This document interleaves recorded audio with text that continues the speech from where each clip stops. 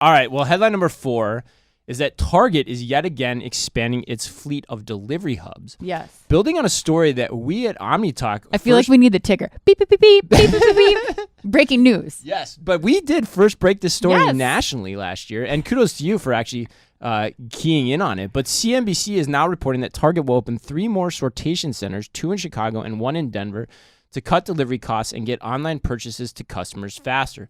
For those of you that will recall, these sortation centers, again, according to CNBC, receive boxed up online orders from stores twice a day. Packages going to the same town or nearby neighborhoods are then batched together to get more of them to customers a day after the order is placed. Mm-hmm. And a growing number of the sorted packages are then delivered by contract workers who drive for Shipt, and some are also sorted and delivered by national carrier partners such as FedEx, generally to further away addresses like another metro area or state. Mm-hmm. All told, the total count of sortation centers will now be at 9, with these locations joining sites in Minneapolis, Atlanta, Philadelphia, Dallas, Austin, Texas, and Houston. And you fought really hard for this story this week. Why? Tell the audience why. Because, Chris, I think it's important for the retailers and brands listening to this to see that Target is doing this differently than all the other retailers in the space. They are keeping this completely homegrown within their Shipt brand. They're not testing with like 10 other third parties.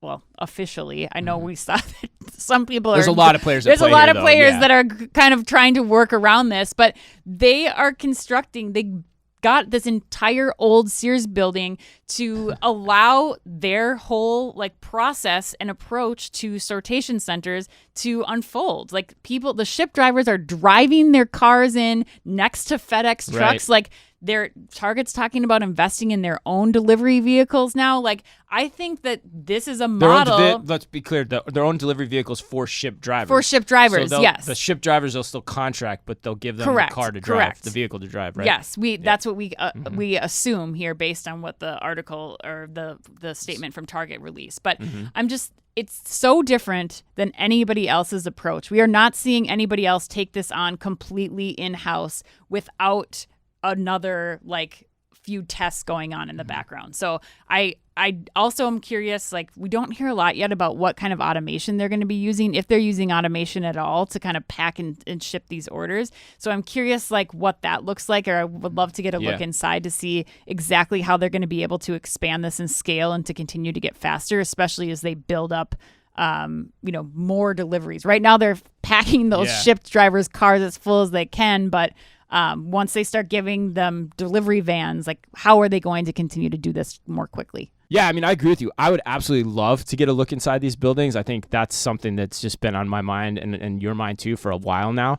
The part that I want to just make sure that we expand upon too is like I think there's a lot of people peppering the edges with this idea, right? You know, Amazon's doing something similar. Kroger, I'd say, is doing something similar with their relationship with Ocado and their hubs, which we've talked, or their spokes or whatever the hell they call it, which we've talked about and ad nauseum. And Walmart's been, rumored to be testing things around this idea.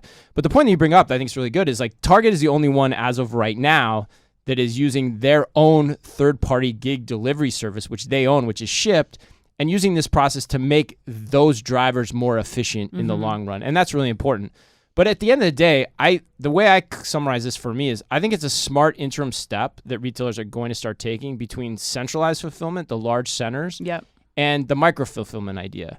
I almost want to like coin it as meta-fulfillment, MEDI, because that's what it is. It's like this middle stage fulfillment center that are bigger, can be properly located, and it just makes sense, especially if you can scale gig drivers to the degree that you're talking about, which you don't even necessarily need to own them to do this. Right. You could have any of the delivery gig services working with you in this way to help defray the cost and then save money. The other thing, the last point I make is like, this has got to be the brainchild of Arthur Valdez, the chief supply chain officer in Target. And I love anything that man does. And am I biased? Yes, I am. I just love the guy and would go to the wall for him. But yeah, that's kind of my take, Ann.